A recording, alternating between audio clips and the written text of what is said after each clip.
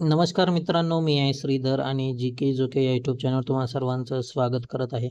मित्रांनो, R T admission 2026-27साठी तुमच्या अर्जाची स्थिती ही तुम्ही घर बसल्या मोबाईलवर कशा प्रकारे जाणून घेऊ शकता, हेच मी आजच्या व्हिडिओमध्ये तुम्हाला सांगणार आहे.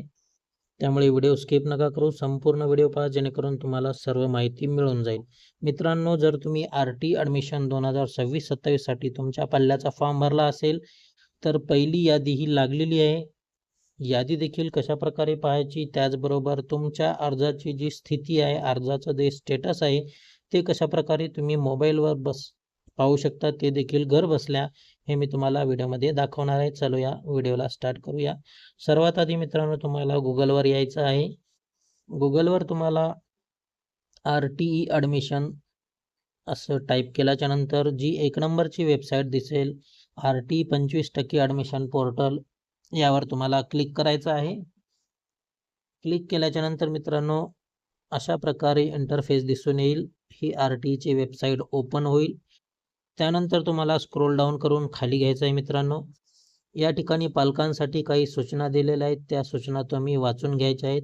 नंबर 1 ची सूचना आहे, निवड यादीतील लिस्ट नंबर 1 प्रवेशपात्र विद्यार्थ्यांना प्रवेश घेण्याची मुदत दिनांक 10/4/2026 ते 20/4/2026 पर्यंत आहे.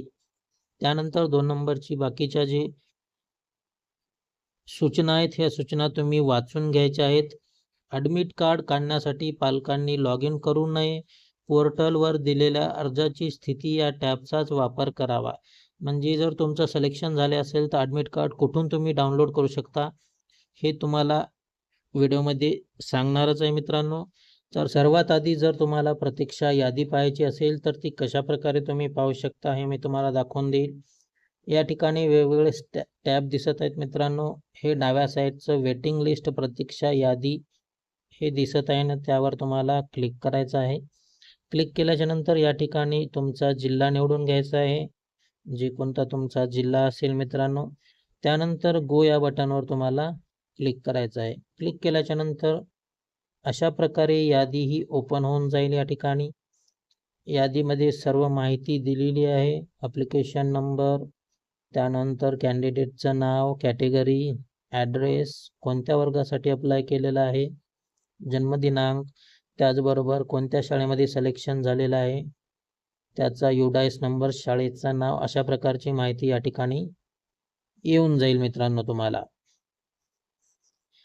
त्याचबरोबर जर तुम्हाला अर्जाची स्थिती, ॲप्लिकेशन स्टेटस पाहायचा असेल तर खालच्या साईडला तुम्ही पाहू शकता ॲप्लिकेशन वाईज डिटेल्स, अर्जाची स्थिती या ठिकाणी आलेला आहे. त्या टॅबवर तुम्हाला क्लिक करायचं आहे.